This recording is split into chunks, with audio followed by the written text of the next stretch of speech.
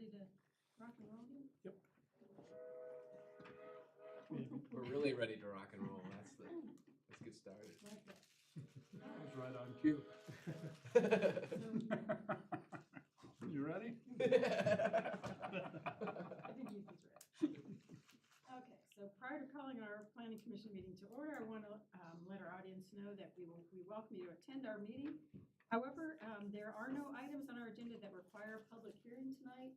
Our agenda includes administrative and educational items, so we will be doing somewhat of a workshop. So, okay, at about 6:01, I call them to order the March 13th, 2025 meeting of the Berthoud Planning Commission. It's our practice to say the Pledge of Allegiance prior to conducting Planning Commission business, so please stand while we say the Pledge of Allegiance. I pledge allegiance To the flag of the United States of America, to the republic for which it stands, one nation, under God, indivisible, with liberty and justice for all. Thank you for that. Okay, let's begin our business. Ethan, would you please take the roll for the Planning Commission? Yes. Commissioner Hoffman, Present. Commissioner Brody, Here. Chair Anderson, Here. Commissioner Semendalis, Here. Commissioner Pond. Here. So we have a quorum. Okay. Next, Commissioners, do you have any changes to the February 27th Planning Commission meeting minutes and changes, comments? No. Okay, if not, I'd entertain a motion to approve these minutes. I motion to approve the minutes. Thank you. Do we have a second? Second. Commissioner Semendalis makes the motion and Commissioner Brody seconded. All in favor, please say aye. Aye. Opposed, nay. Abstentions. Okay. Minutes are approved. Similarly, as you know, planning commissioners are also members of the Board of Adjustments. So please refer to the Board of Adjustments February 27th meeting minutes in your packets. Are there any changes to these minutes or comments? No. No? No. Okay, so I would entertain a motion to approve the February 27th Board of Adjustments meeting minutes. I move to approve the minutes. Do we have a second? So Commissioner Semendalis makes the motion and Commissioner Brody seconds. All those in favor, please indicate by saying aye. Aye. Those opposed, nay. Abstentions. Okay, that motion passes as well. All right, with that, let's turn to item number 5 on our agenda, the virtual tour and work session regarding design for residential development in downtown commercial spaces. Director Johnson. Hi, Madam Chair and members of the Planning Commission, thank you so much for being here tonight. This is a tour, and it's a GIS-based tour. We're going to zoom all over the country and look at different commercial and commercial and residential development. We have about 30 stops, so it kind of will be that quick hit. I like this feature, I don't like this. This feels good for somewhere else. This would be good for Berthoud. Those types of qualitative and responses, Ton is going to capture those responses.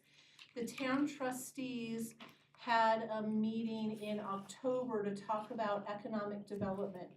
And the pillars that are supporting economic development are a clear and expected political process, which involves you all and the town trustees, and also a clear and certain planning process, which we can guarantee everybody when they submit a complete application, we will guide them through the land use planning process. So they had that discussion the end of October last year, and then on December 3rd, we had a workshop with the Board of Trustees about the development review process. It's something that you all, this is your area of expertise and your specialty as planning commissioners. So we had a modified work session with them, similar to what we do with you all when you come on board with the Planning Commission. Then in January, we did a survey with the trustees about what does small town charm, what does that mean to you? What does development review mean to you? Some of those things, because we hear from you all on a frequent basis. We don't get to hear from them on a frequent basis because their dockets are filled with other things besides development. Then on January 21st, we had this tour with them. And then in the month of February, we had downtown walkarounds with each of the individual trustees to talk about the architecture and the style of downtown Berthoud. So we have a big packet. If you want to look at the results of some of those meetings, it was in their consent agenda from just 2 days ago. So you can look at their packets online if you'd like to take a look at those results and findings. We'll do something similar for you all. And then just as a reminder, in 2025, we are going to be opening up our land use code in its entirety. We are not making substantive changes across the board. We are going to be reorganizing and clarifying intent. We have an excellent comprehensive plan. We also have a really good land use code that it just needs to be reorganized and clarified in areas. So that will be coming before you all, hopefully in August and September, and we're just going to do a repeal and replacement. But there are opportunities through events like this tonight to strengthen the architecture and the design standards, to talk about things that you think would be appropriate in Berthoud. And so we need your feedback, and tonight is one of those opportunities. So with that, the captain has turned on his seatbelt sign, and please make sure your tray tables are in their upright position and your luggage is adequately stowed underneath you. So here we go. We're starting at Town Hall. And Berthoud, thank you all for being here. Now we're going to go to downtown Loveland. And so downtown Loveland, you can see this is the historic part of their downtown. You have the brick. You have, take a look at the awnings, windows, storefronts, even building height. The building on the left is 3 stories. The building on the right is 2. You see there's some bump outs here, some pedestrian areas to separate it from the traffic. You see some street trees on one side of the street. So tell me some things that you like or don't like about this, and we'll get those captured. And we can zoom on down. We can take a look at anything you want to. I like the preservation of the older buildings. I like the fact that they haven't torn those down yet. They seem to be renovated, particularly where the cookie place is, right there on the corner. I mean, that building is pretty cool. Nice little building. So I think you have a little bit of a blend here, right? So if you look at the architecture, it looks like it was built over periods of time. And as you move down the street here, you see some modern stuff, kind of tucked away. Maybe there was a fire. I don't know what happened there, but something obviously happened to kind of remodel that. Well, let me ask a question. So like when you look, I mean, there's a lot of stuff going on just on this one street, and that one street alone is probably way more than what we have in our downtown area. As we have these discussions, is this more for like what might happen down the road and stuff like that, what we want to see and how we want to kind of bring the character into those kind of architectural, I guess, facades in the front, right? Because that's kind of what we're looking at here. Yep, things that you like, and as Berthoud continues to grow, taking a look at things that are appropriate for Berthoud and how we want to make sure that our land use code regulations reflect how we want to guide future development in downtown. And then there's going to be a lot of photos coming up of residential. Yeah, because I kind of think, and I don't know what everyone thinks, but I think of like the Mountain Avenue overlay, right? As something that we want to maybe take and drag out and keep that charm. But maybe when you get down to, you know, where we're gonna have light industrial, that's probably more, something more modern, right? More windows for offices or whatever, but it'll be more, it wouldn't have like the same kind of character or charm, if you will.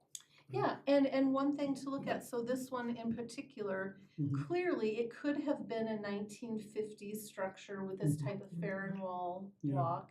However, they've taken, you know, there's a third floor up here, it is recessed. They have this big bank of windows, so, you know, we don't know why it was reconstructed or constructed this way. Your idea of a fire might be a good assumption.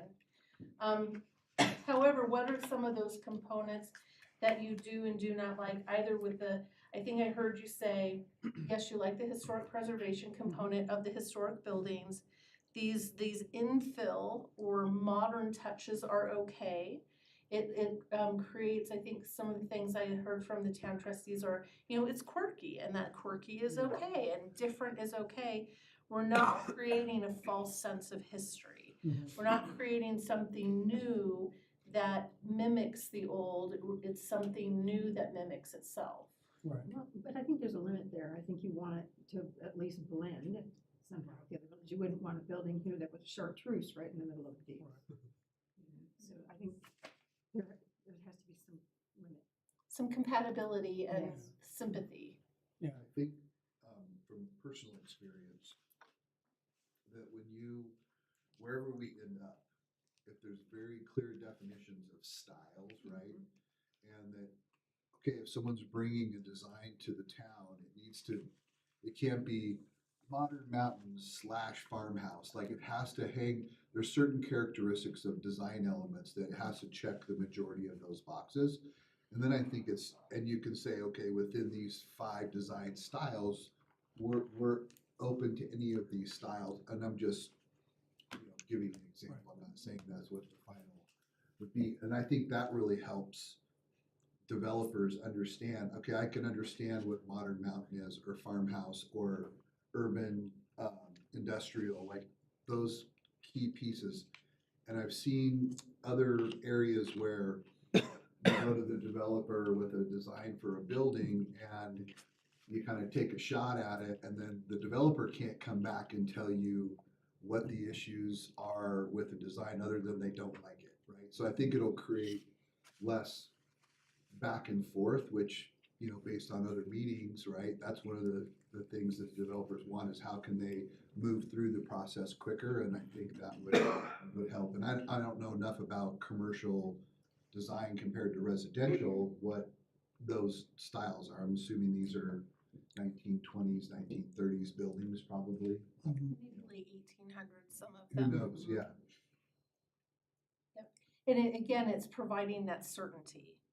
If I know what the town is looking for and have some sketches of the different types of architecture, if I know what they're looking for, maybe there's more guarantee of that certain end.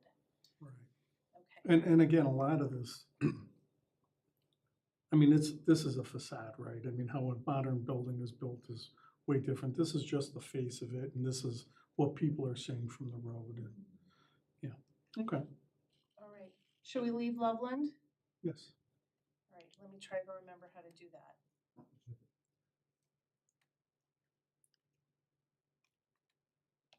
All righty.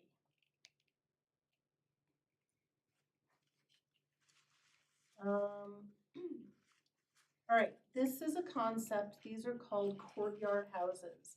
And some of these are going to be familiar to you if you were able to go on that field trip last year. We stopped at some of these spots and the trustees really liked what you saw as well. So again, these might be smaller footprint homes. They're on very small lots. However, everybody's front door faces that interior courtyard, and they all have some green space on the inside. They were really charming. I remember seeing them. I think we all liked them when we walked through. They were like, yeah, this is really a neat way to position these homes, Yep, and they have it's alley loaded, so you're not looking at a wall of garages. Yeah, I really like this. When you took us there, I thought this was a really nice design. Very creative. I thought. Yeah. Okay, yes, courtyard housing. That was a quick stop, that's good, all right. This is an example of modern commercial development, modern commercial style.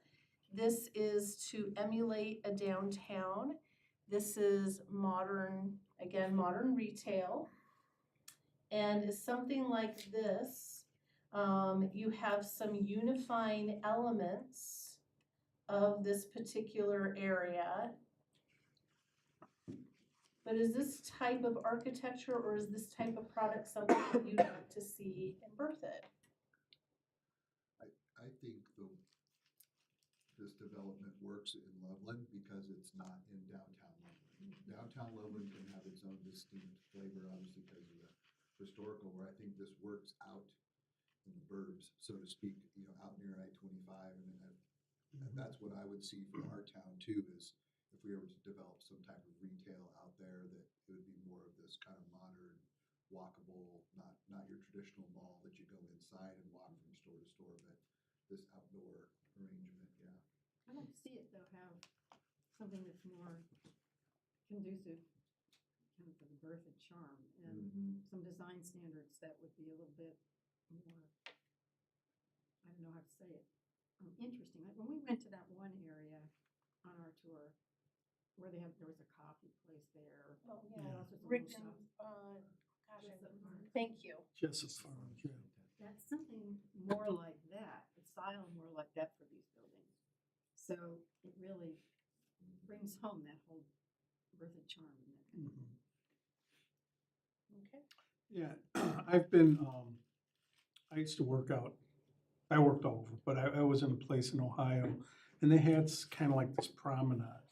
And it was real, I mean, if we can get something like that out by I-25 or somewhere where you have space, because you need a lot of space. It was a great place. It was called Easton, I've been there. I know what you're talking about. it's outside of Columbus, Yes, it's Ohio. outside of Columbus.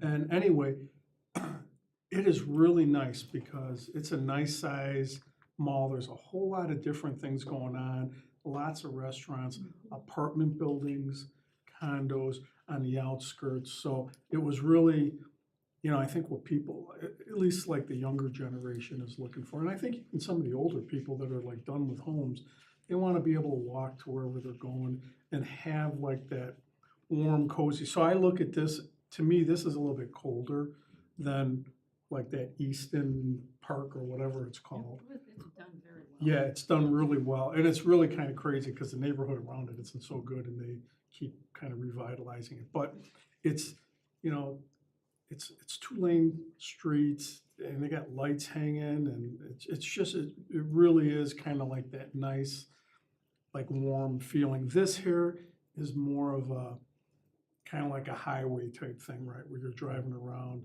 Now, again, parking, parking, you have to have parking garages and stuff like that, but, or some type of parking availability. But yeah, I mean, that's, something like this is nice, yes.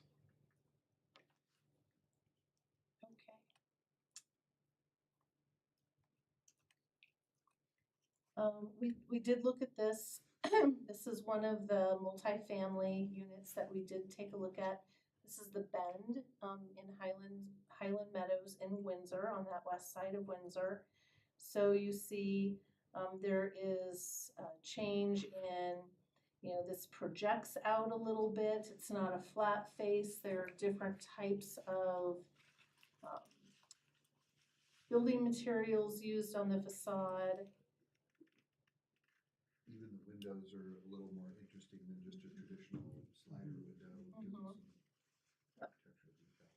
And then looking out here then, these are an additional multifamily product.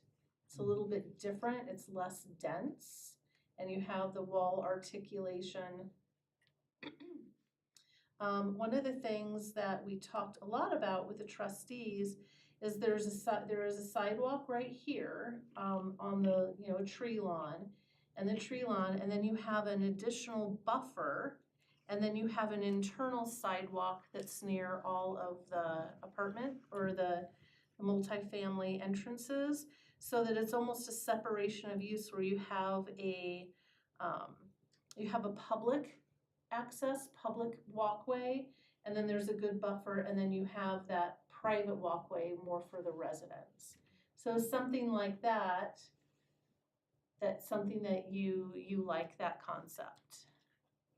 And I like this too because they're utilizing it for green space and then the parking is more internal to the complex instead of out on the street.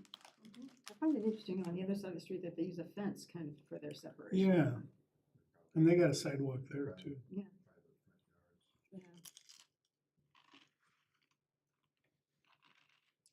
Okay.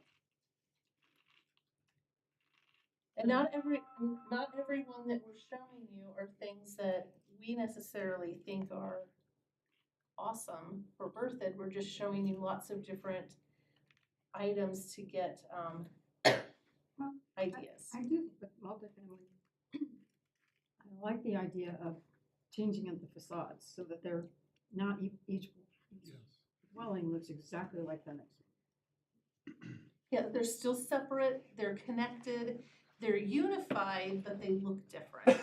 They have different characteristics and they're just not just big squares or whatever, kind of like this building here, which is more just a, yeah. a box. So can I get, sorry, quick clarification on the double sidewalk, you guys do like that? You like that? Okay, sorry, thank you. Yeah, I do. So let me just ask a question though. So by doing that though, I think it's a great idea, but from a cost perspective, if you're trying to bring costs down, how much does another sidewalk cost? How much does that green space cost? And again, I'm not sure what we're trying to get to here. Do I like it? Absolutely. Bigger the better, right? But if you're limited to space and you're gonna have those kinds of requirements, something's gotta give is I guess my only issue with the double sidewalks. I like the green space I really like the green space idea in the sense that you're not putting apartments right up against sidewalks. So I like that idea. I'm not sure how much that back sidewalk would be getting used because I don't know. Maybe they would use it. I don't know. I don't know if there's doors back there that would give them that utilization or not. But Yeah, it looked like on the first floor, they had like some sliding glass doors. yeah, but do So- they have access to getting back there? Yeah. Or is it a loop just around the building? I don't know. I mean, if there's access there where there's some type of value to put a sidewalk there, I think it's a great idea. But if it's just balconies and patios with no access, I'm trying to Yeah, understand. what's the point then? Well, yeah, I mean, yeah, again, if we're looking for more affordable housing, right? I don't know what that costs, but it's space, it's concrete, it's whatever. Okay. So this is in Windsor itself, and this is an area that we did go to. There are some one-level homes. There are some of these larger two-level homes.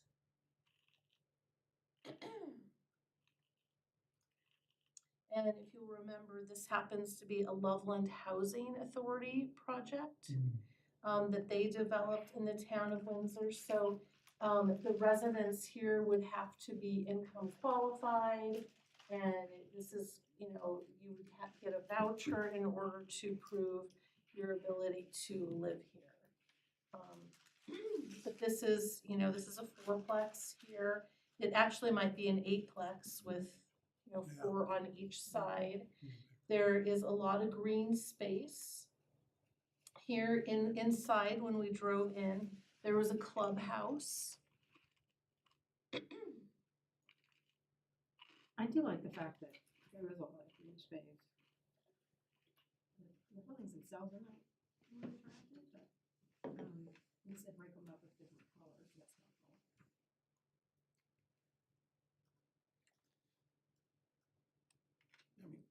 I think from a cost perspective, it probably is much more efficient to build these kinds of homes rather than homes that have, you know, bump outs and stuff like that. Every time you put anytime you put a foundation in and you're putting corners in, it costs money. So, I mean, I kind of try to break some of it up with landscaping too. mm, And if I- again, I think, you know, depending on where you're putting it and what you're trying to accomplish would really depend on where you might put something like this. Yeah, and on these, they all on their, I believe, either their west or their south side, they're all solar on the roof. Would Windsor let this be built again right now with all this space around all these buildings? Because there was a lot, the density isn't as. I don't know, I've Huh. not reached out to Windsor to find out what they would require or not. On this one, it's something that the land, I believe, was donated to Yeah. them. So Windsor may have said, we have density requirements, and that they max their density on the land that was provided I to see. them. Yeah, the open space is great around all Yeah. of these buildings. Okay, you ready to move on? Yeah, Again, some of these are repeats from a year ago, but Mark and David didn't have that opportunity. So this is a site that we visited. It's a tool that some communities are utilizing. The town of Berthoud really might not have the opportunity to utilize this tool because our code already allows for a mix of densities and to go down to very dense development. However, this is Fossil Creek Natural Area. It's right at the northwest intersection of I-25 and State Highway 392, right at the Windsor exit. This land here is Fossil Creek Reservoir. This project was negotiated and done in Larimer County. And Larimer County realized the value of this area being open space and recreation for the public versus having large-scale homes around the lake or any kind of residential development around the lake. So what they did is they said, we've got this land, if landowner A, if you could develop this, we could see a maximum of density of X. We'd like this preserved, we can't buy it, but what we're going to do is we're going to assign that density value to this property.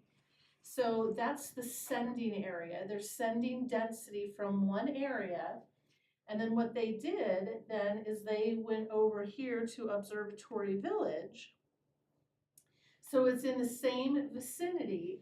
And the developer of Observatory Village then was able to get that density bonus by buying those density credits from the landowner on an open market system to then up the density in Observatory Village. So the county was able to preserve that open space. It was then a donation, or I don't know, a discounted sale to the county. The Observatory Village developed in the county, and then when it was platted with all of the entitlements, then it was annexed into the city of Fort Collins. So here in Observatory Village, this is probably 25-year-old subdivision now. But we have some open space areas within the development. There are homes without garages facing the street, alley loaded product. They are set back quite a ways on some of these. The architecture, because of the time of year, you can kind of peek in and take a look at some of the architecture. Most of them have front porches. They don't have garages on the back? They do have garages on the back. Yep, they're alley loaded. Nice. the backyards are really small Yeah, I remember that. if I remember correctly. I remember someone commented, it was you, Mark H., but in the back, that the driveways were really short. Oh, that's right, yeah, we were talking about Yeah. that, if you had a, yeah.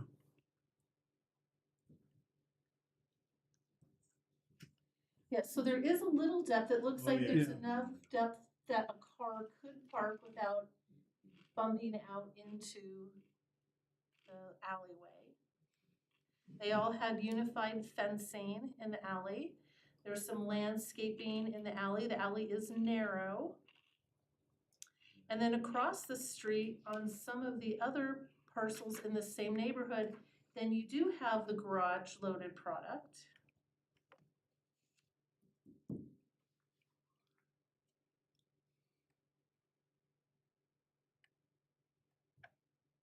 I did like that it was a nice mix of different homes. Yeah. So again, part of our architectural or housing diversity standards, one qualifying housing type is an alley loaded product. Another qualifying housing type is a front loaded product. So right now in our code, you could see both types of You can mix. products. And you can mix. Yep, we'd prefer that mix. And they did a great job of doing that here. Is those cottage homes that we looked at, is that in our, code too? We would allow it, but it's not specifically called out in our code, Okay, the cottage cluster. okay. So, and if that's something that you'd like, we'll make sure that we get that note down. Yeah, I do like it, but the question on that, I guess I don't, it looks really nice. Is there like an efficiency issue with that, or is there a benefit to having, like, these homes, I think there's a benefit, right, of having front or back loads. With the cottage type homes, would a developer find that efficient, or is it that you need more land to actually build something like that?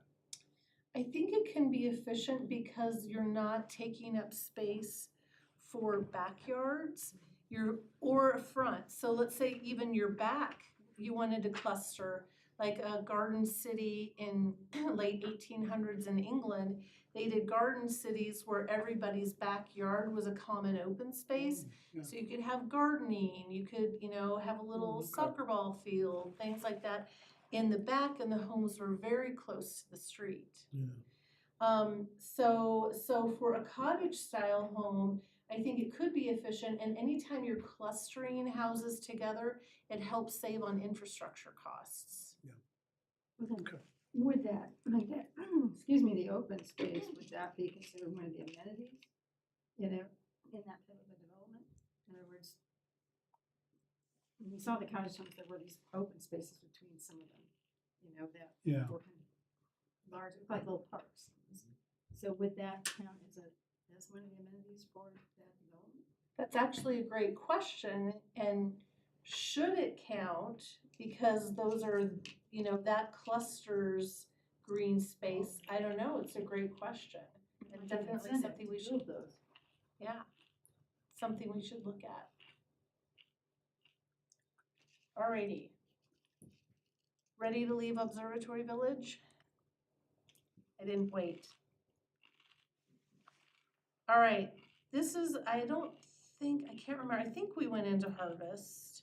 This is very near Observatory Village, and again, both Observatory Village and Harvest Park, they are near 2 middle schools, they're near 2 elementary schools, and they're all within walking distance, and they're walking distance to a high school.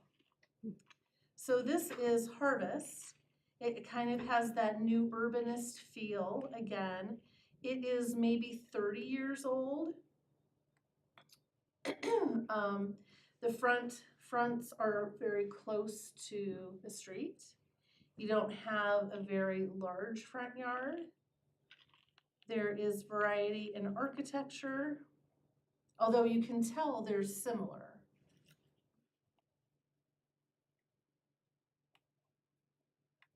No garages, again, we'll go and peek up. I love the boulevards. I do too, The yeah. boulevard is a nice trade-off if you're set back from the front the street because that boulevard gives you a little bit of a buffer from both directions of traffic. That's a good point. Nice compromise on that. Really good point. Okay. Indian harvest.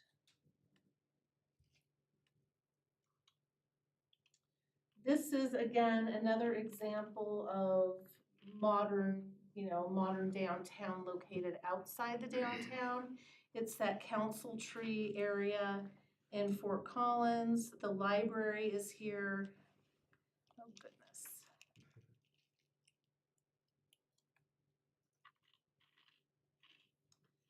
We have the library here, we have parking, a little boulevard, the roundabout you come in. Over here you have some big box stores, but then you have this little strip of smaller commercial. It definitely has the feel of an older downtown, even though Mhm. it is not. Yeah, the streets are closer together. You have second story uses. The awnings, the architecture is, it's one big building with all of these, so you're not getting a lot of architectural diversity, except for the awnings and the signage. You have lighting, you have street trees. I'm gonna be honest, it's almost too sterile for me, not very interesting. Very institutional. Yes, I'd like to have some of those stores here, but they, bring a few of those in back in my orders. Alrighty. We'll leave our shopping. We're gonna now go to Rigdon Farms. You all really seem to like this area. That's where we saw some cottage homes that were on our alley loaded, and then their open space areas between were actually functional drainage ways. And then another item that we saw there were those funky row houses that were on one side of the roundabout. And then we also, Those were cool. yeah, and then we also saw there were some very tight lots with larger homes and the accessory dwelling units right behind them. The streets were close together. Doesn't look like we're gonna stop there. And then this is Jessup Farm. So again, this is that agricultural vernacular style. This is an original historic structure. Some of the structures here are original to the farm, and then others have been recreated. You have a barber shop, a coffee shop, an ice cream store, and then you turn around and We went there, correct? we Yeah. did. Yep. It was nice, yeah. They're cool. And then this is all brand new construction. But it blends so well with the rest of it. Yeah. This is the kind of thing I could see us doing. Definitely, Maybe this bigger is scale. Berthoud scale. Yep. Yeah. Yep. The So. lights, if you look at the lights and everything, the outside lights, yeah. Yeah, that's probably gonna fit more the downtown type area. Yes. And the architecture, I think we would wanna look for, I mean, something that would draw out what the town was about and what it, you know, something from a historical value. Just, when you think about a town like this, I would think like a big winery, kind of like we have, little shops like this that really kind of mimic what you would have saw, 50 or 100 years ago. I'd love to see Mass Ave more like this. Yeah. Okay, well, let's see if we're able to go to 13.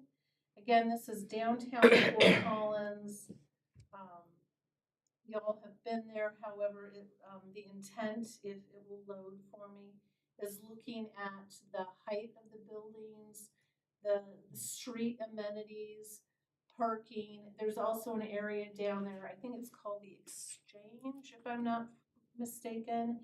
And It's kind of some new construction, might even be some containers that have been rehabbed into stacked bars. There's a common courtyard area. There is a little ice cream shop that's in a silo. So it's some interesting space, quirky space in downtown, gathering space.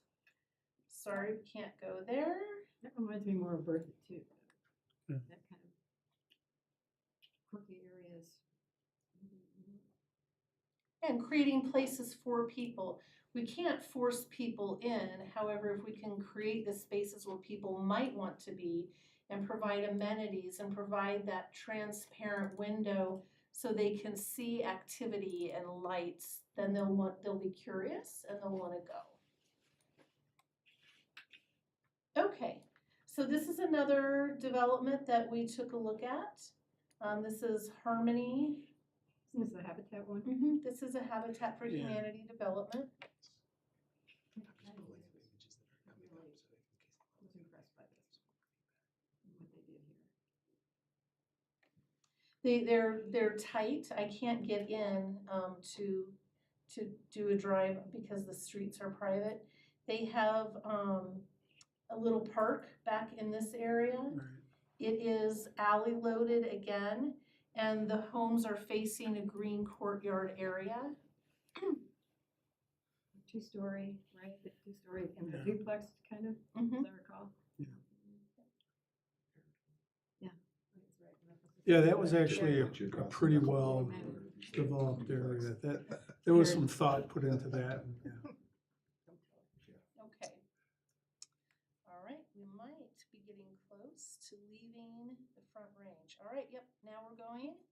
We are flying to Bainbridge Island, Washington now. So if the oxygen masks pop down, put yours on first before you help others around you. This is Bainbridge, a pretty busy street on Bainbridge Island. This was taken during July, and that is their dormant season for their grass, so that's why it looks like it's dormant. But some of the unifying features here, you have a picket fence. The homes are set back quite a bit, however, you don't have fences dividing the front of the homes. You have the sidewalk, it is an attached sidewalk.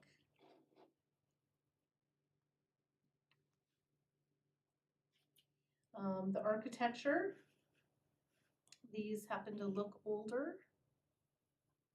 And again, they're alley loaded. Yeah, it's difficult to, I mean, of course, it's very attractive because everything is green over there and growing. So, but I like, I mean, I like the style of the little houses. I guess they have the garage on the backyard on the other side. It's nice, yeah. I like the style of these because they look more like Old Town Berkeley, you know? Yeah. One thing I'm not a big fan of is the attached sidewalk. I think, man, I got two grandkids now, right? One's on a bike and the other one in a stroller. I can't even keep the one on the sidewalk. So I'm not a big fan of that attached sidewalk, to be quite honest. I like the white picket fences and stuff like that. I would almost reverse where that grass or whatever is and rather see the sidewalk a little bit away from the street. Yep, and in every photo, I Yeah. think we can find good, bad, and ugly. Yeah. In every single photo, and that's what we just want to hear from you so that we can get that reflected in our notes. And then we take that information, and when we're looking at our code, we're also working with a third-party architect, and she's helping us when we say, this type of photo is what is liked, and these are the elements that are liked, this is what's not liked, then she can transpose that into code for us. Yeah, So, and I like how they even have, if you looked at these four here on the right side are all essentially look like the identical home, or very similar.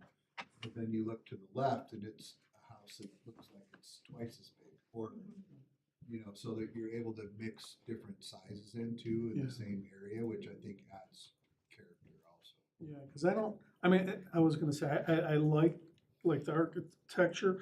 I think that would look really nice in Berthoud.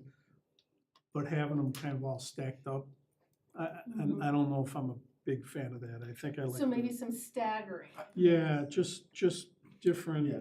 different, and really, it's just the, you know, I guess the front of the house.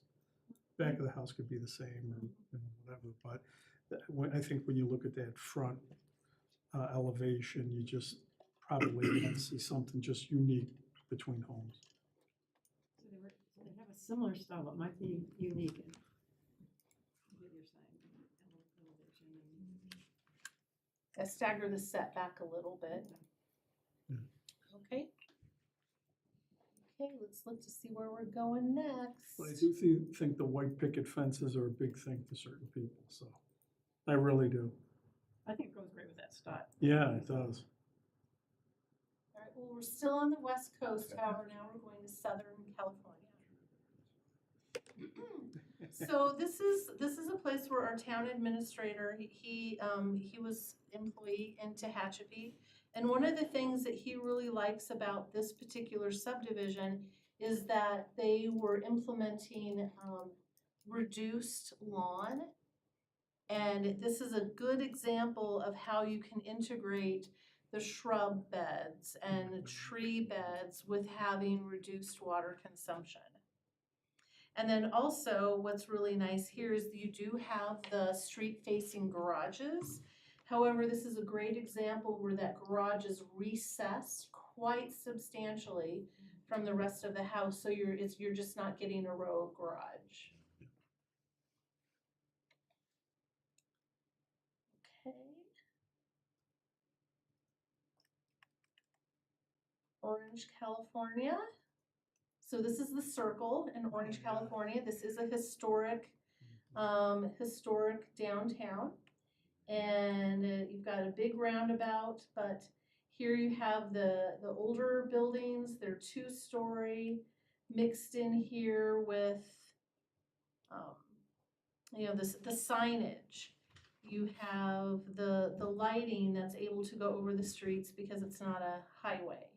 You have the interesting architecture even in the doors and the windows.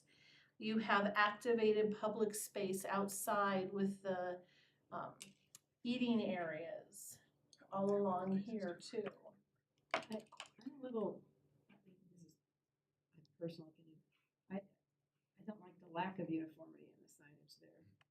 That's supposed to be a certain There's district. a lot of right? different things going on. Too much Yeah, going it's on. like an Art Deco building Yeah. almost. Yeah. Yeah. It's older. So on that one building right there, oh, you just passed it, but that's Sorry, okay. we'll go back. That one there, that one's a big, but would we encourage like, okay, I grew up in the city of Chicago, right? And there were a lot of places, just neighborhood places where you'd have a little store, or whatever, the grocery store and bars and whatever. And then above there were a bunch of apartment buildings. Is that something we would encourage? I mean, I think that would draw a lot of young people if you had an area that was just really hopping. And it's actually a very smart economic decision to make for your building is to have that 24-hour use. Because usually when the individuals that live on upper floors leave for the day, then the customers come in. And so there's never a lot of competition for parking unless you're working from home. And also it gives that 24-hour use of the building. Again, the residents leave and then your stores are open, the stores close and the residents come Yeah, back. that's a great idea. Yeah, because I don't know, again, it's something, I was accustomed to when I lived in the city, but it's just a great idea, and especially if everything's in walking distance. And then you've got your residents who then are going to demand to have grocery close to them, who are going to demand to have entertainment, restaurants, everything within walking distance. And what's nice is if these could also be homes where your employees can afford to live, then your employees have no excuse to coming to work late. So, question, where the railroad tracks are, is that ever gonna become like a light rail where there'll actually be a depot there or something? That's a sore subject right now.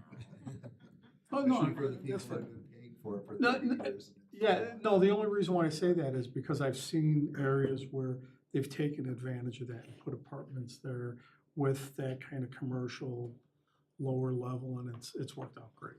Berthoud out of a lot of communities that are going to get that light rail stop. Berthoud has the most opportunity to really be transformative with that stop if we could get it.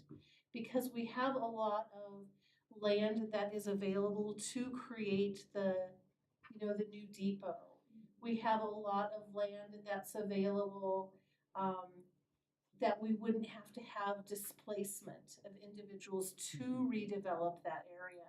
So there would be very little social cost in having that. But again, Berthoud is, right now, we're not slated to be a stopping spot. I know they've been fighting for that, but it wasn't chosen originally. Yeah. Yeah, because that's a great opportunity to do commercial kind of apartment buildings, residential above it. Okay, shall we leave orange? Yeah, there is a lot going on there Well, but I when you think, look at that. but I honestly think, when you think about where the Mustang circle is, right? And those areas there, I honestly think what you're talking about would make a lot of sense there, where you would have some commercial there, restaurants and that kind of thing, close to their apartment buildings, or maybe apartments on top, because that, people then would walk over to the bus stand, get on the bus and go down to Denver to work, or go wherever it is, they're gonna work up to Fort Collins or whatever too, so Yeah. I think that's another spot for that. Yeah, I mean, if you're looking to bring more affordable type housing in, but I think what you'll find is you'll find a lot of young people wanting those kind of places Yes, because it's just exactly. convenient. But again, you have to bring in commercial with it. I mean, Yeah. you have to be able to build that. When my husband and I were first married, we wanted to live in the downtown because it was also right across the street from Architecture Hall where we were both studying. And right by campus. We didn't do it, but we got a dog and we wanted an outdoor space. However, if you are young couples or even, empty nesters now, living in downtown could be a lot of fun. Okay, now we're going to our neighbor in Utah. So this is in South Jordan. This is brand new construction. So what you're seeing here, you have a detached sidewalk, a tree lawn, some architecture that is reflective of historic vernacular. The homes are very close to the sidewalk. And what you see are one-lane driveways that lead back to 2 or more car garages. However, you still have a front-loaded garage, but it is set back really far. And because this home in particular is set so close to the sidewalk, they probably have a pretty deep backyard. And that's where a lot of their outdoor activity and their living is occurring when they're outdoors, is in the back. So looking across the street, you have the same thing. So this is kind of a prairie foursquare. You have the detached or the one-lane drive going back to the garage. This kind of reminds me of Erie Village in Erie. They have all sorts of houses, like individuality is actually encouraged by the HOA versus stifled. And so you'll see Tudor, Gothic, Craftsman style, all these different combinations. And they've also done the same thing there with setting a lot of the garages back off of the front of the house. And they've also put ADUs above many of the garages as well, which created a mother-in-law opportunity or also a rental opportunity for people, which was really cool. Erie Commons? Erie Village. Erie Village. Yeah. Okay, we can definitely look at that and look at their standards. And the way, it's probably 25, I think most of the houses there were built around 2000. But when you drive through that neighborhood, it feels like it's been there for 75 years because they have they planted trees that create a canopy, and so it has this really kind of quaint feel. And some of the colors you'll see fuchsia or turquoise, which is a little much, but the architectural diversity and also sizes of houses are different in there as well, is a really cool example. But it's a love-hate neighborhood. Some of the people in Erie hated it because it's too diverse, and some people really loved it because it was diverse. Okay. I think the idea of putting the garage on the back adds a lot of concrete. Because you have the long alley and then over there probably they have a way to turn around and come back. So I guess the idea of having the garage on the back for all the lots is much better because you try to have the feeling of having, how do you say that? No garage on the street, but well, then you add a lot of concrete and you can still see the garage, so you miss the feeling. That's my point of view. So, One of the nice things about the garage being set back is your kids have an area to play and ride their Yeah. bikes or shoot basketball or bounce a ball where, most of our houses now, no one wants a basketball hoop on the front of the house. Most Yeah. HOAs won't allow it. And the driveways are sloped, and so it's not really an area for kids to be able to play either. But this is also a nice option for that. for having an option, do you like this idea as one option? If we have, a menu of different styles that people could have, are you thinking that this is an option that you'd like to see? I do, and I think it kind of depends on lot sizes too, right? How they're configured. Can you get an alley in the back? If you can't get an alley in the back, this is a great option to at least push the garage in the back. You can still narrow the lot a little bit and accomplish what you're trying to do. And their tree lawn looks significantly wider than what we normally Yeah, see. it does. Here, which gives you some buffer. Yeah, it might be maybe 7 or 8 feet, it looks like. Let me ask about, do we have standards as far as impervious surface, and are we gonna have to change that if we did something like that? Currently, we do not have maximum lot coverage as a determining factor for the town of Berthoud. We also don't have maximum impervious surface either. So maximum lot coverage is something we're looking at because, people just want to keep putting sheds and outbuildings and eventually cover their entire lot.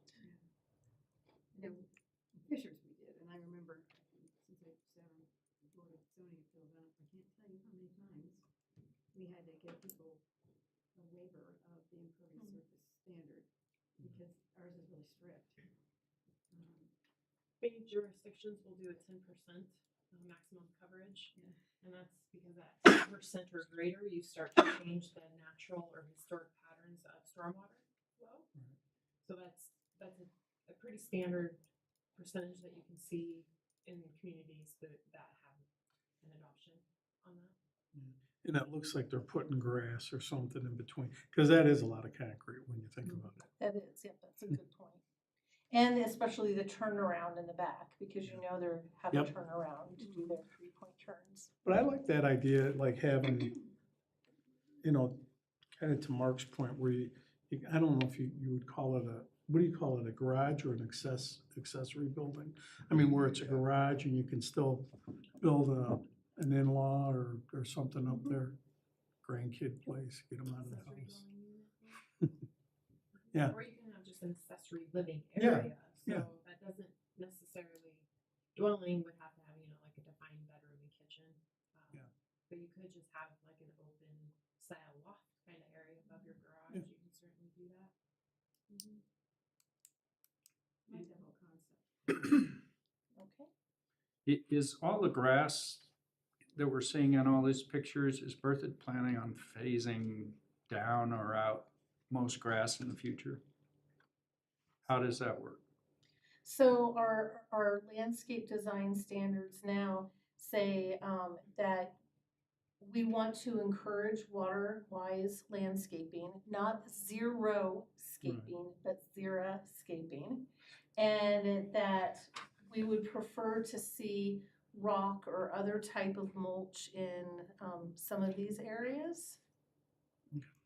How in the code does it, I mean, I used to deal with it from an HOA standpoint. In fact, I can't, 5 of these neighborhoods I used to manage, and I look at them from the standpoint of what a nightmare the HOA is to deal with these as opposed to what kind of housing they're. But how does Berthoud handle the xeriscaping issues with landscaping that don't just encourage people to put in rock and then it just turns to weed in a hurry? How do you deal with that? Well, Berthoud has a street tree requirement, so Okay. everybody has to maintain their street trees. You And gotta have a if, street tree before you get your CO too. yes, you do.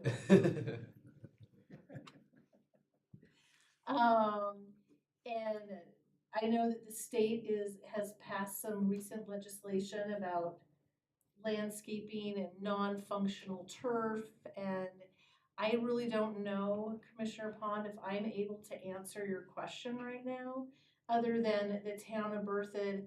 If it were a brand new neighborhood, we would not want to see, we would not allow all rock and no vegetation. Right. So Commissioner Bond, on that, with the state legislature that was adopted, so like Ann was saying, non-essential turf is required, so it was adopted by the state, and I believe it's sometime this year or early next year that we have to implement and adopt those regulations since it's state statute. So our new requirements, our code will have to be amended so that we no longer allow non-essential turf. So essentially, tree lawn, like you see here, with the trees, is not essential turf. So our code will have to be amended to say you can no longer do that, and it has to be something else, which you can already do now, which we would encourage then water-wise plantings. Right. So whether it's shrubs or something like sage or what have you.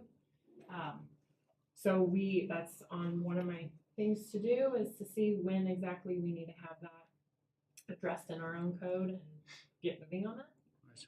So we will start to see, because of state legislature, a reduction in sod in those non-essential areas. Interesting to me, because I know HOAs that have that as a requirement, that you have to have grass in that tree lawn.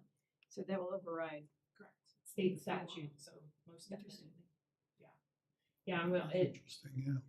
yeah. And from what I've read of it, there are sections that are slightly difficult and challenging to understand, so I think it will take a deep dive for us and with our town attorney to figure out what exactly does this mean, so. And is it for existing subdivisions, or is it just for new, and how does it apply? All right. And then you get back to an attached sidewalk, right? Okay, good. All right, good. Well, no, because I'm just saying, yeah, I mean, like I said, I got grandkids. Yeah, no. There's still things that you can do. You can have low growing ground cover that's drought tolerant.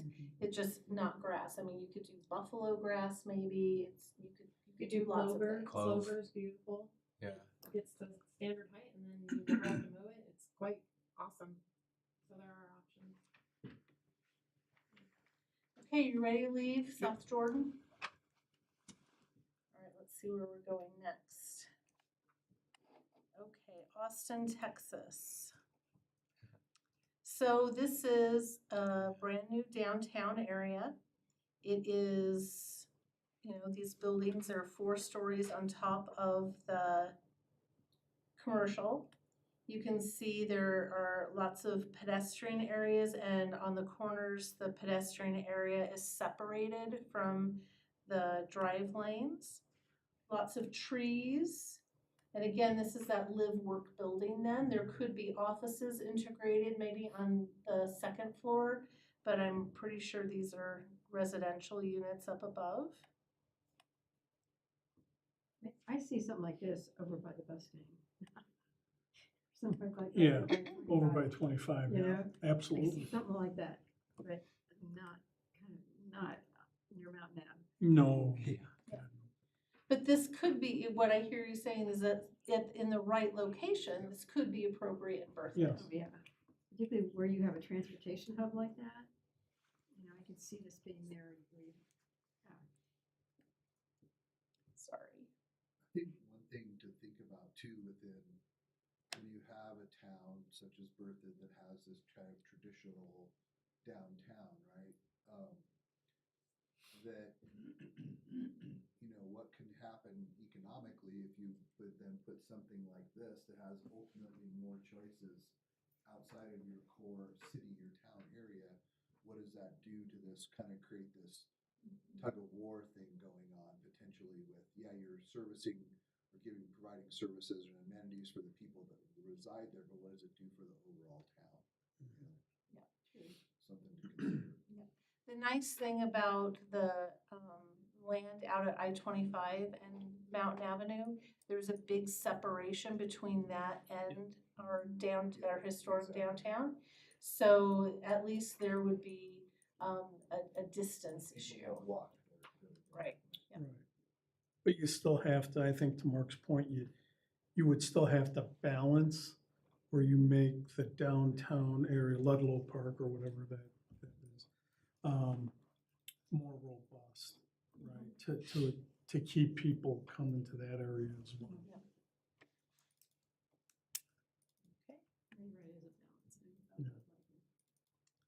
So we're going now to Houston.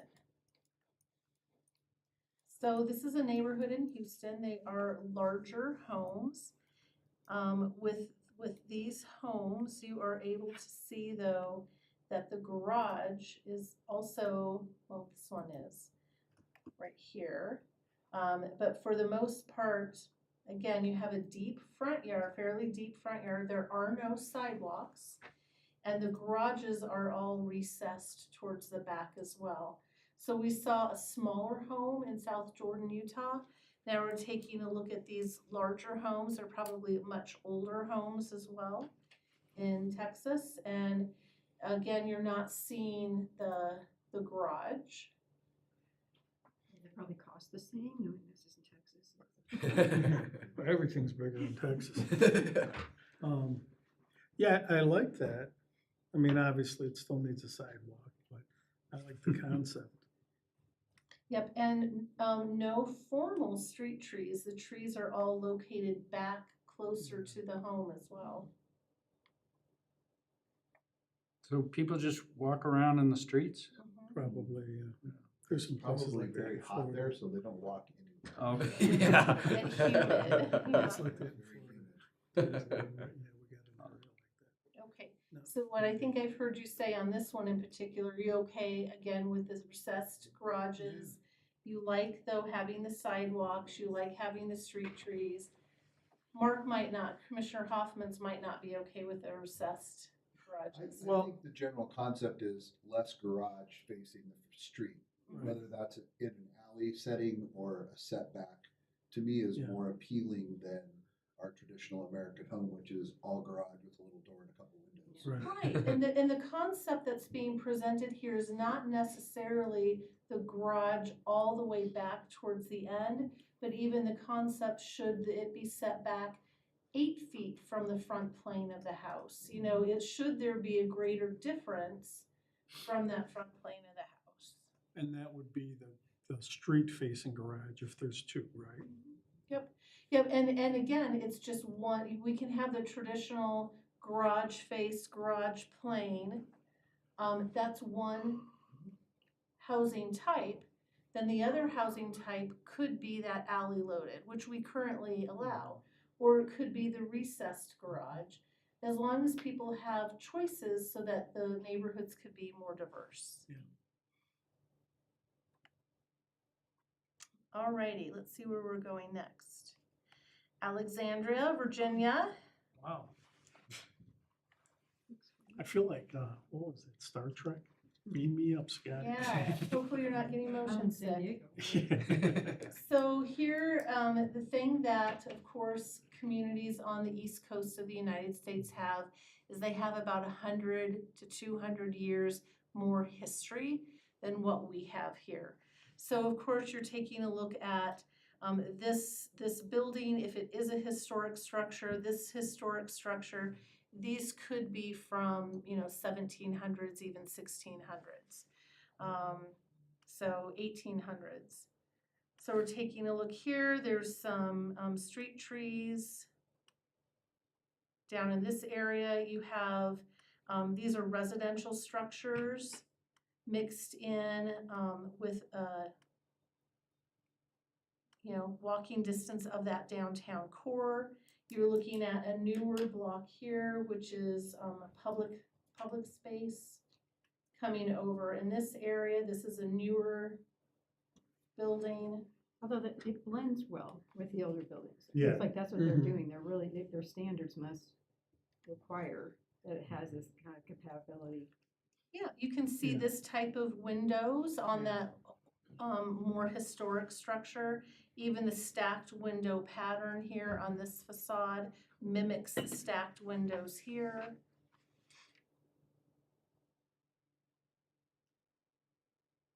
I like the idea of a square. That's definitely something I think brings a lot of charm. You can do a lot of things in that square. I don't know that I like the architecture, to be honest with you. It's just too maybe, I don't know, traditional, old, colonial, yeah. Go over big here, but I think it works Yeah. there.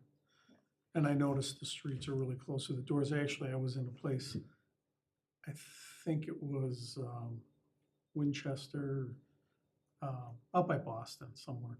And literally, you walk out the door, your front door, and you walk onto the street. And people explain that back in the day when those buildings were built, they were trails, horse carriage trails, right? You didn't have real traffic, so you didn't have a whole lot to worry about back then, but. And here's wayfinding. You have places to sit. Yep. So, okay, should we leave? Again, I think that's a little cold, to be honest with you. Just, when you look there, it's just like a lot of brick and concrete, and it'd be nice if it was a little like green and soft and. Okay, shall we leave Alexandria? Alrighty, just a few more stops. You all are holding on well. Cooperstown, isn't this like baseball Yeah. capital? So here it's a smaller community, right? Smaller downtown area. You've got this right here is there traffic calming there? Yeah. That's the turnaround. But here again, you probably have residential on the second and third floor. You have the first floor retail or commercial. I like that concept. This feels more like what we have now, Yeah. to some degree. I know it's a 3-story and it's bigger, but it has the same kind of feel of downtown does here. And there's signs, I mean, they are not internally illuminated, they're more historic. You have the variety in color, they're all in the area where a sign should be, they're not floating up here. You have probably a historic, there, it looks like it's a Masonic lodge maybe, yeah, Eastern Star, and the Masons are there. Okay. See, I like that look a lot better than the other one we just looked at, Yeah, I Virginia. do too. Well, and again, like somebody said, this scale is very close to what you Yeah. could see in Berthoud. The other was a larger community. All right. Let's see where we're going next. Hopkins, Minnesota. Some of these, I was just told, look at this community, and I tried my best to find the spot. But again, I don't know. I Kind mean, of reminds you of downtown Loveland. On that one, what is that, Fourth? Although that one building with that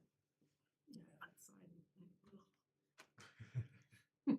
I like this better in that there's not just jam-packed cars everywhere. And this downtown in Berthoud is attractive that way. I mean, I know there's parking on each side, but wherever there's like Council Tree in Fort Collins, wherever there's cars everywhere, the whole car thing is unattractive to me. I like the downtown area without just being a storage bin for cars. Yeah, nice and clean. Yeah. They have the street trees, again, they have very narrow street grates, however, they do have the grates to allow precipitation to come on in there. They are set back from the street with good pedestrian ways there.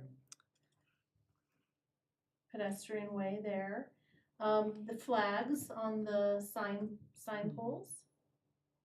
This is a big mix of infill with some, duded up facades here. Where were their standards when these things? Yeah, that was cool in the 60s. Yeah, ouch.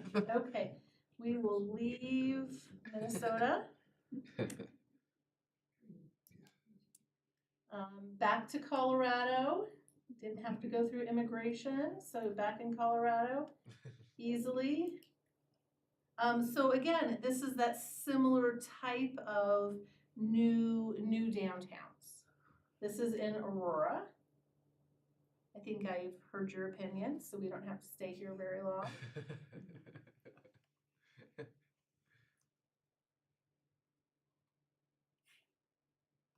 This is Platt Park in part of Denver. So this is a transition area where you do have residential right here. There is a commercial operation here. However, this is residential, and then right away you're transitioning to a more historic commercial center. And this one is similar in age and size to Berthoud as well. This is not a state highway, so they could put a sign over their street, and it's kind of an entry feature then. I think down here, yeah, so this was some infill construction. This one here has the setback that's further from the street, so it's an activated pedestrian space. You like it? Likey, no likey? Parts of it I like, that one street I like, but some of it, it just seems. There's a little- lot of stuff going on. Yeah, Yeah. too hodgepodge. Yeah. But I think this is the traditional neighborhood, if you think of, and this is essentially a neighborhood, a sub area of Denver, right? That, whether that's Bonnie Bray or this Pearl Street area or certain parts, right? They, people didn't drive like they do now. And so I think that's one of our goals here in town is people don't have to leave Berthoud to go get what they need. That the neighborhood feel where I can live and walk a block to the market or 2 blocks to a restaurant or my neighborhood bar, that I think is really appealing, and I think Berthoud kind of has that already, so preserving that and then trying to set some architectural standards that don't open up for the Wild West. Yeah, for redevelopment in an appropriate way. Exactly. Okay, well, let's see where else we're going in You Colorado. summed that very well. Well, back to California. So this is Buena Vista, correct? Did I say that correctly? Buena Vista? Oh, I want that cute little church. This is the historic block. Right across the street, we have an internal wonders, if wondering, this is probably an infill, new build right here. They don't have a deep, historic little downtown area, however, These are kind of like Leadville. and again, the pedestrian bump outs, space, you have the outdoor eating area, the tree grates, trash cans. That would be something for Berthoud. We don't have downtown trash cans. I've carried a lot of stuff. I like how the parking is over there on the side. Yes. You don't see a lot of parking out Kind there. of like downtown Berthoud. That's the subway over there. Yeah, exactly. Yeah, Yep. you're right, that's that word. Alrighty. So we're winding it down. This is downtown Erie. So our neighbor to the south. Can we get that bar? That was Yeah, that's 24 karat bistro. It's really good. So when I was a planner for Weld County 26 years ago, Erie, Start at 12. I did, thank you. Erie was an area where we visited a lot to work on the intergovernmental agreement between all of those communities down there because they were growing so quickly. But a lot of these streets weren't paved 24 years ago. So Erie has grown very, very quickly. Yeah, very, very quick growth. So again, these are a lot of one story. You're not seeing a lot of two-story. You've got the activated space out here for you can still be a pedestrian. There's still the tree lawn. However, you have some outdoor dining or just congregating places. You have some street furniture. Well, I like Lawns. I think that when we have the old town being done in bricks, like it is for the majority of the buildings, we shouldn't allow anything else. We should try to keep it constant. You can make lots of differences in architecture using bricks. So because you showed another, like a gray metallic building, I would say this one over there, yeah, this one here. I think this is punch in your face, No, yeah. if I may say.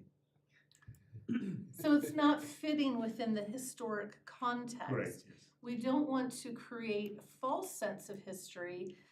However, had that included some use of the brick, maybe that would have been something that you would have found appropriate. Yeah. And I can tell you Erie, and they have the advantage of they don't have a state highway that runs through the middle of their town. But they regularly close down this area and there's all sorts of activities and it seems like almost once every week there's something going on and everybody will go down and walk around and eat and see the neighbors and drink beers or whatever. But it really does foster a strong sense of community to have that space. We may have to make Mass Ave or Welch or something somewhere like that street. Yeah. Okay, leaving Erie, I don't even know. Excuse me.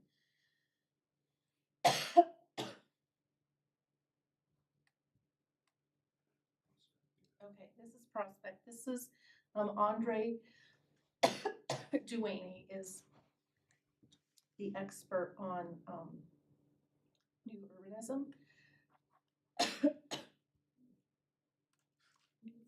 Drink some water. I need to go get some more water.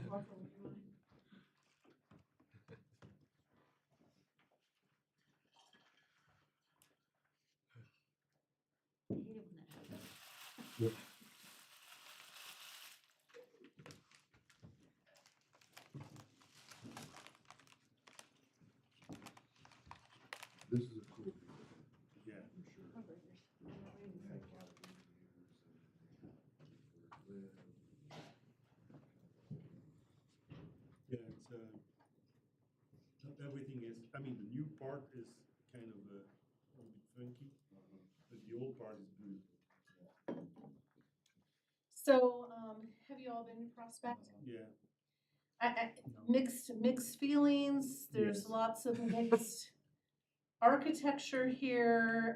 The streets are But close. look, what was just so before the one on the left corner here. Yeah. So this one, this one is okay. This one is a new stuff, but it respects. I mean, the brick style, and I mean, you see that it's a mix of in between being new and also old style. So that's what we need to try to accomplish in It's Brooks. kind of prairie style. Yeah. It's like a Frank Lloyd Wright, yeah. Yeah, very, and look at the setbacks. I mean, that's what, a 3-foot Yeah, bed. there is a lot of. The tree lawn is very narrow. Again, this is also 30 to 35 years old. So we And got a it little took park. long time to build it out.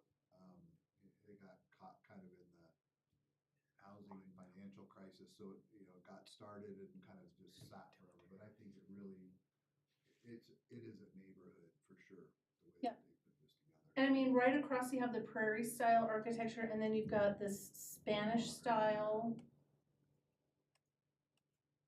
Coming on down here, this is different season. Then you have very contemporary architecture. I don't know if I like it. I mean, particularly for Bertha, it depends on where we go, because it doesn't say warm farm style, charming. Yeah. And that house there, that like square one looks like a communist type. And I say that, I say, I've been to East Germany and that's what you see. You don't have that. Very It's cold. much more ugly in West No, Germany. no, no, no. In Poland and everywhere. I No, mean, but there I'm many just saying, times it's of- very like. If they had that, they would be very happy. I think that's called Soviet bloc style architecture. Is it? Oh, Yeah, it looks like like one of the projects in Chicago that just shrunk, you know. Cabrini green on a micro scale. Well, I like the diversity of colors. Yeah. The colors I in do too. this, I agree it with doesn't, that. like Harvest is that way in Fort Collins, but it doesn't seem that you come around a neighborhood very often Yeah, a anymore. lot of Everything's color. just beige. Yeah. And having some colors looks great to me. I like the color too. And these type of neighborhoods where it is like It's definitely different. anything goes, they are a love-hate thing. Either people really like them, Right. or they can't stand them, and there's really nothing, not a little lot in between. So it's not for everybody, Right. but a lot of people really enjoy this type of diversity too, so. Okay, so we will leave Andre Duaney, his project in Longmont. This is a project, again, consistent fencing. This is in Longmont. You have paired homes, or actually, this is even more than paired homes. This is multifamily. They are all the same, though. You have a recessed area, you have a projection, recessed front, projection. yeah. They have that consistent fence. So, yeah, I mean, I like the style, but as you said, they're all the same. And, They're when townhomes. it's easy to, with a little Yeah, bit that's what of, they are, yeah. right? Just but townhomes. then Nick said that every time you do that, you increase the cost. If it's for affordable houses, probably that's the solution. And here's something similar, though. This is a 3-family home. So it's similar to the townhomes, which might have had 8. But this is, this unit here is very different Yes, from this unit and this unit. yes, correct. Do you like the consistent fencing across? Makes it look like a part of a community. Yeah. Yes. Or they have tree lawns, detached sidewalks. Yeah. It's, the architecture is a little jumbled, however, you can see some historic nod in the architecture. Alrighty, we're leaving that one. Okay, this is in your stomping ground. So, this type of house is being built by a builder. His name is Corey Bessler. They're selling very well. They are kind of that contemporary modern house. Bluebell and on Spartan as well. So they all are different. However, you can tell they all are from the same type of builder. This picture is probably the first year they were occupied, so the landscaping doesn't look like it So should. that's one in Spartan and Bertha Parkway? Yeah, on Spartan. Yep, Spartan right by South Bertha Mhm. Parkway. You've got it. The white one looks a lot like the kind of the houses, that one and the one next to it, that they're building right at Fickle Farm. you know, Yep, it's right- same builder. In Fickle Farm, I'm gonna explain it, right by the park, not park. I think I have some photos of it in Yeah. here too. That's what these look like. And it actually looks pretty neat, because they face that big open area, and it's neat, whoever thought of it. Looks really cool. I mean, I drive by these every day and, you know, I wouldn't live there with my family because they're just small, right? But I think of myself as maybe as just married or something, like this would be a great starter home. You know, like my kids, this would be a great starter home for them. you know? If they would only be at starter home prices. Right, they are not. I'm thinking, what are those houses? I was surprised how going for? expensive About 4, what I noticed. Yeah, this one, we have some pricing in here. Bluebell one at 427. If it could have only been under 425, that would have helped us on our Proposition 123. So they're right there, they're so close. Yeah, those, I know they're, you know what my kids pay for their townhome, which is really close to their Meritage. They got a Meritage that's over the townhomes. The townhomes though are bigger than those Yeah, houses. they're than the little huge. houses. And those ones are interesting because they're not, there isn't a garage on the front, but they don't share an alley. So their back faces the other, I guess it's an alley, but it's more like a street that goes Mhm. down the middle Yeah. and then their garages are on the back. Yeah. Yeah. Well, that's the way these are in Pippa Farm too. But it, Yeah. again, it was probably the design, right? How much can you fit in that little area? Those houses out there, is it Bermuda? Yeah, where Bermuda curves down. Yeah. Pyramid Peak. Yes, Pyramid Peak, that's them. And so I know those can't be more than like 450 or something like that, because I know what my kids paid for theirs, and I know it was more, and they have more square footage than those houses, but, so they're close. They're really close to where we need those to be. They're just not there. So then this is Mary's Farm. These, again, you have the more traditional historic type architecture, but again, this is a 25-year-old subdivision. Again, the nice thing, you have the detached sidewalk. You have the overstory canopy trees, and in fall, this is really beautiful to drive down. This is where I take my walks Yeah. during the fall, you know, through. Yep, very Sure, nice. Mr. Larson does too, because it's close to him. And the architecture is diverse, but not like over the top like what we saw in Prospect. Yep, you have some, you know, again, this prairie style 4-square across the street from something that has some Victorian Yeah. details. It's the one that goes to the new development. Yeah, this is not that far. Say again? It's not that far from like, Yeah. Vic- Craftsman style. the Fickle Farm development. Yeah, it's a gorgeous area to walk through. Yeah, but that one street, I think I know what you're talking about. It's a north-south running street. Yeah. Yes, I think that's 4th. Okay. Then in Fickle Farms 4th, again, here are some property sales. Yeah, Pyramid Peak. This one is tough because it's so new. With my street scooching around here won't let me do a lot. Yeah. But their front doors, they access off of the sidewalk. They're on alleys. This is a Meritage project or house, and they are all paired. What you can't see though is in the middle here, that ring in the middle that has the big courtyard.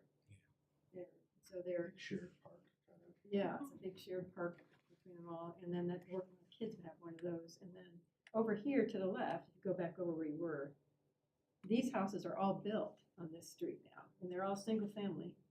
Right, yeah, right there. And those, I think around 450, 445, some of them, they're almost done building them. And they go all the way out to where these mailboxes are now.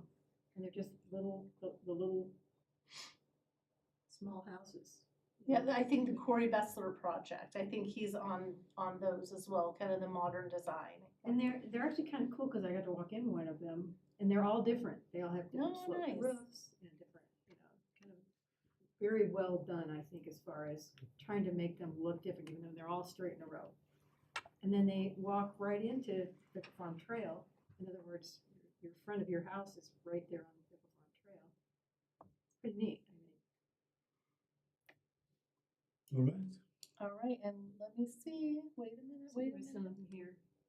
This is Prairie Prairie Star. Star. Yep, so this is up north.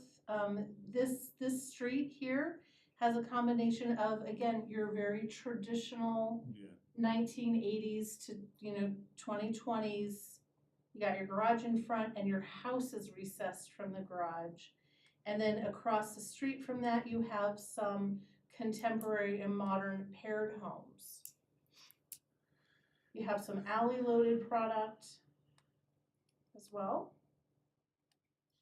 Don't like it too much. Prairie Star also has those little cute, I call them cottages almost, that they look like little dollhouses. Yeah. Which I kind of also, some of them share a courtyard, some of them sit on the street, and those are very, I think, very nice houses. Very attractive. Yeah. They have a little yard. And Kind of have a farmhouse, farm area feel, I should say. Yeah, I like those too. And I think somebody had a good thought there. I wish though they're almost too mixed in with some of the other stuff, Yeah, there's a lot going on in that Yeah. subdivision. Well, thank you for the tour. Yes, you're welcome. That completes our tour. I was gonna try to look for my cheat sheet so that when you call for staff report, I can tell you what's happening in the next few meetings here. I have that too. Oh, thank you. You just want the hearing? Yeah. Okay. Oh, yeah, read only because Fawn's got it locked. Oh, sorry. That's okay, it's all right. Hearing schedule, so coming up on the 27th of March, you will have a formal land use hearing for a code amendment that we have to do.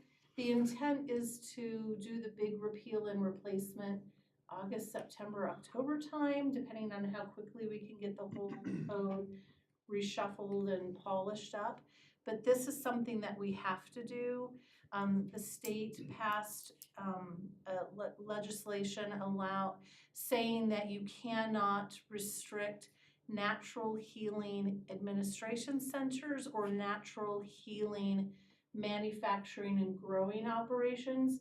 Communities can regulate time, place, and manner of these, but we can't stop them from coming to town. does that include marijuana too now? No, marijuana is not marijuana, yes, you have to, but no, you don't have to. But, natural healing won't be lumped in with the marijuana land use. It will be a separate land use. So we've been working with the attorney. Individuals from the state regulatory office will be attending by Zoom. So if you need to ask them questions, we can hear from them. But we will be presenting code for your review. Then on April 10th, Ayers and Associates will be here to present the final housing diversity plan to you all. And we'll do dinner for you again that night with the whole housing steering committee because that will be it. That will be done. We don't have any land use hearings coming up. We have several that are, again, in that final development review polishing stage. Some that are very, very close. I do want to say, Tiffany and I attended the Board of Trustees meeting where Ayers came back and kind of took what we were all struggling with Yeah. and boiled it down to a very nice, succinct, here's quick wins, here's long-term. And I think the feedback was really good. So as hard as it was for us, I think that created a pathway for Ann and her team and the Ayers team. Yeah, your input was invaluable. And in fact, I'm just gonna be honest with you, I was hoping we would have had that type of discussion earlier on in the process, but we got it. It was messy. Anytime you have that type of variety and discussion, it's going to feel messy and out of control and all of that. However, we got to a good point. We got to some place that has direction, and that's what we needed. And so thank you all for working through that.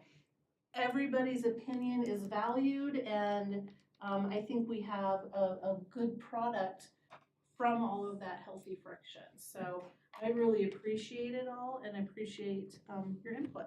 What was interesting to me, I was there too, Yes. with Tiffany and Mark, and some of the time we were sitting on the upper seats, but it was interesting that that the board was struggling with some of the same Yeah. things that we struggled with early on and then later as well. And so it was nice to see that it wasn't just us, they were having the same kind of struggle, with some Oh, of it's it. just to see it was not just me. That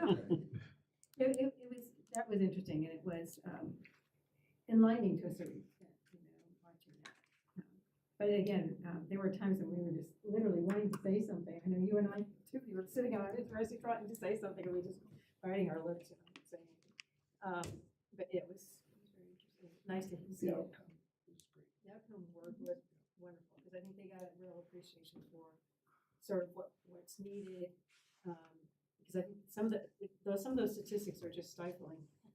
And so they got a really good idea of what is needed, what some of the issues are going to be in trying to get to where we possibly want to be.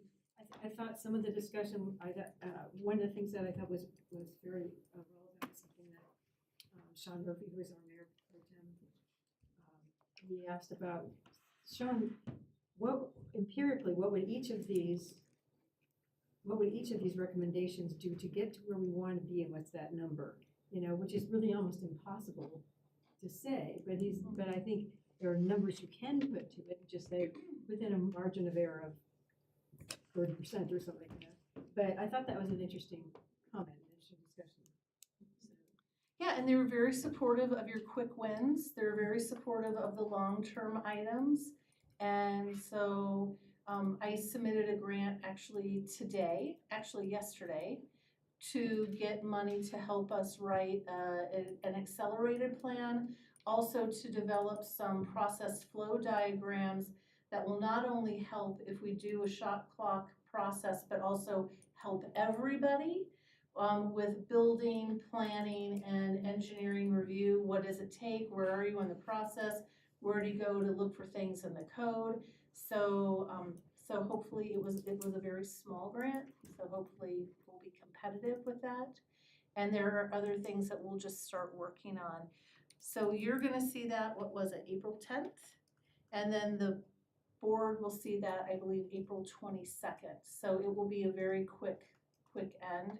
And then we will continue to work with AIRS as well as our other third-party architect on polishing up the architectural diversity section of the code based on some of your input tonight, as well as the town trustees' input.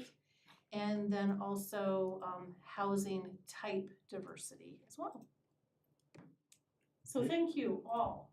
I have a few questions. Arboretum, where does it start? The Arboretum. Oh, yes, Arboretum, yes. Arboretum in Leiden. Yes, so they are in the final stages of polishing that final plan up. I cannot tell you how soon they will start construction, but if we get a note, I'll follow up with Jeremy Olinger, the deputy town administrator, and I'll send you a date. Okay, but it's gonna be this year. You're gonna start this year. I'm sorry, I can't tell you that. How about the new park? How do you say? Richardson Park. Bird Parkway going north, Vantage on one side. uh-huh, yeah, What's the name of this I one? think that's Richardson Park. Okay, because I see things moving over there. So. Yep, so what's happening there is they're putting in a trail. Okay. And we've had a grant for a trail and it's just been languishing. And so Chris and Keith especially, and Luke Sieber, you've met Luke, they got that going this year. So it's just trail Oh, that's just a installation. trail, okay. Yep, and there are, on that particular one, there are just some questions about what they're building and the whole swimming pool conversation and where does that go versus the timing on everything. So the Arboretum is farther along than Richardson Park. Okay, and well, I heard that initially. I remember they showed us baseball courts, and on the south there was an aqua park, or is it still the project, or has it been canceled? I don't know. Okay. I can't tell you. And if you'd like to have Jeremy come back on one of our down evenings, we can ask him to come back again and give you just Yeah. an overview. Happy to do that. Thank you. First off, 847, do we think that's something that's gonna happen now sooner than later? 847. Oh, ordinance 847. I was thinking 847, what street name? So 847, I mean, we're probably gonna wait until the housing study is done. However, we are starting to look at that. I pulled the day after our last meeting, I pulled what we forgave in, I think, 6 previous Habitat homes, so that we can get an idea of the cost.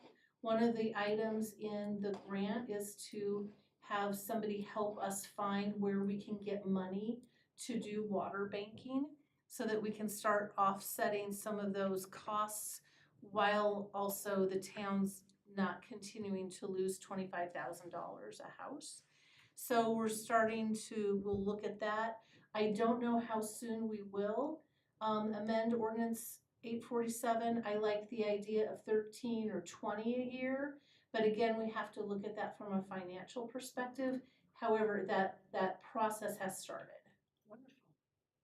And what do we know about the Bertha Durham building? Still no. The old one. So I will tell you what we know. They received approval for their new facade. They're basically taking down the old 1960s and 50s facade. They're telling us that there isn't any brick behind there, and they will be replacing the brick. Once they clean the west side of the building, they told me that staff would come out and take a look at that and help them select the brick sample with what will be replaced on the front facade. We don't know what the intended land use is. They will be submitting a site plan, which is an administrative process. And unfortunately, they're wanting to keep things very liquid and flowing, so that they have some options. And unfortunately, they've submitted 4 different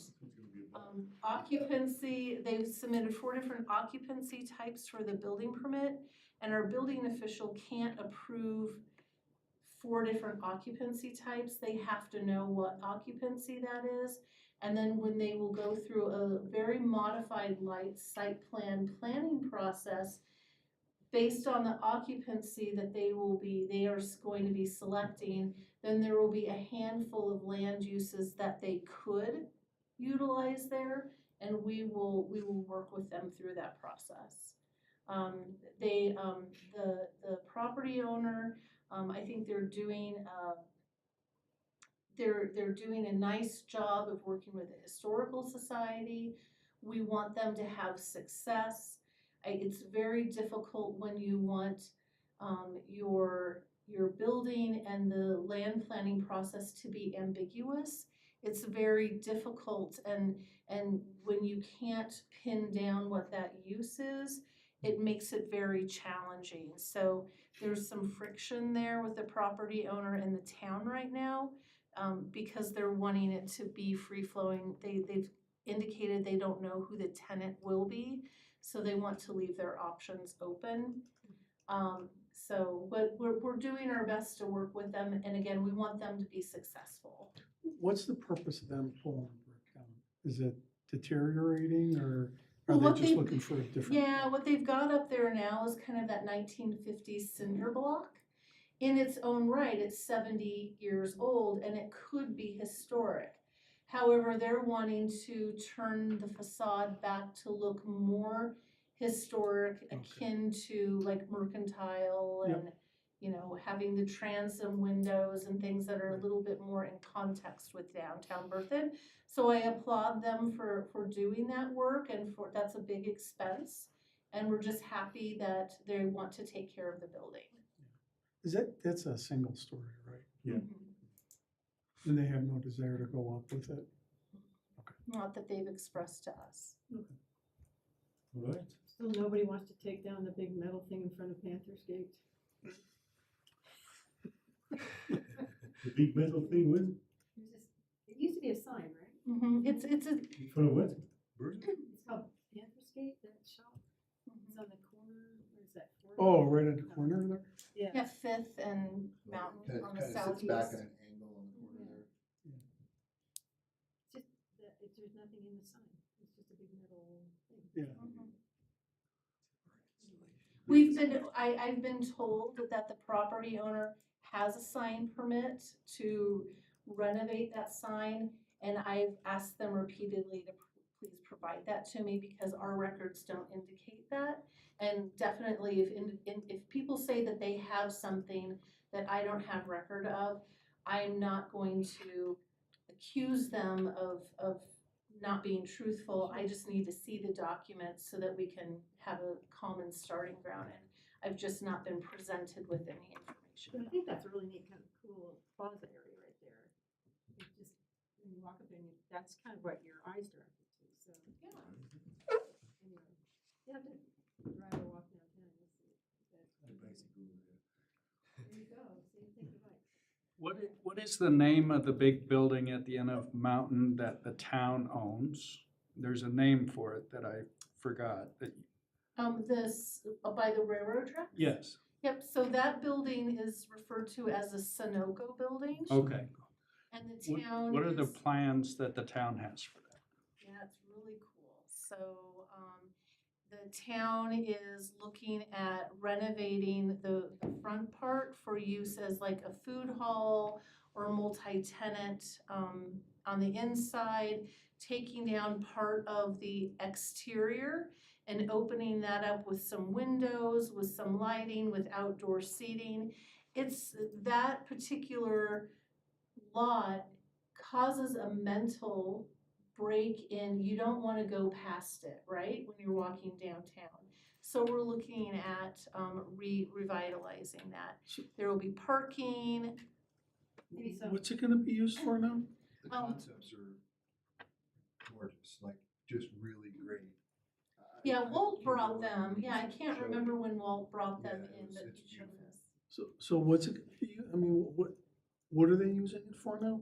I mean, I like the concept of revitalizing it. Yeah, so kind of like the concept, and we'd need to get a development partner, would be like a food hall.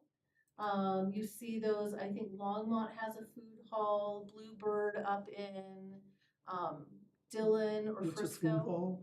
It's where you go and there's lots of different restaurants that you could go to, and then you have common seating in the middle. Anaheim, Tower in Chicago. Yeah, Where you go, okay. pick what yeah, you want. Anaheim Packing House, they renovated an old packing, warehouse in Anaheim, and you go and you can do some shopping, you can, get popsicles, you can get Okay, your yeah. pho, they have a little rail car that they've driven in the basement, and it's a wine car. So you can go and have a glass of wine. And they took like the front of the building, at least the concept, they had taken the front of the building off. But you know how the foundation sits like Yeah. 4 feet up off the ground? Well, they kept that as like a big open patio and created like almost like left the steel trusses as like an awning or Oh, a yeah. gazebo. And so it was cool because you could sit out there and you weren't at street level, you were up a little bit higher. And it will change that whole part of town. Like Yeah. it will be stunning. Yeah, there won't be that block. It's going to reactivate that space. And then the town is also looking at that block, between Welch and Mountain along Second. The town owns that where the library and the fire station, kind of that area, reactivating that too, and maybe, doing a 2-story building there. Oh, okay. Like a town building or? Possibly a new library. Yeah, potentially new library, offices, residences on the top floor. Okay. Yeah. So that's pretty cool. Oh, yeah, so there's some Lots going commercial on. stuff How far going along on. are we with Okay. both of those? I know the one, the Sunoco seems to be pretty fairly far along. Okay. Well, that I think we're purchasing in the next 6 to 8 months if the pricing is right. And then the other we own, and some concept plans have been presented to the town trustees, and on that one, we'd just be looking for a development partner. The economic development and town director and the town administrator really have been driving that, so I just don't know all of the details because I've got my hands Oh, yeah. full. Those are pretty exciting developments. Yeah, it's very exciting. It's gonna be great for the town, and we're very, very lucky to have a town administrator in the Economic Development Division, forward thinking and looking at, how can we revitalize and re-energize, our downtown district. So It's we're no very good. lucky. No plan now to work with House of Neighborly there? There is, yes, some discussion that, an agency like that could be on the backside.